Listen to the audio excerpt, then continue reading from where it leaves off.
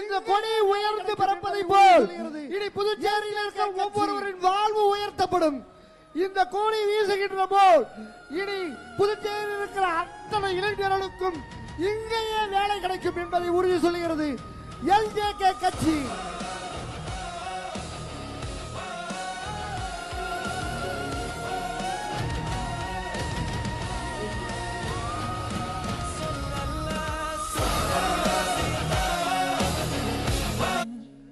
சொல்கின்ற சொல்படி தலைவர் அரசியல் வெல்வது நிச்சயம்.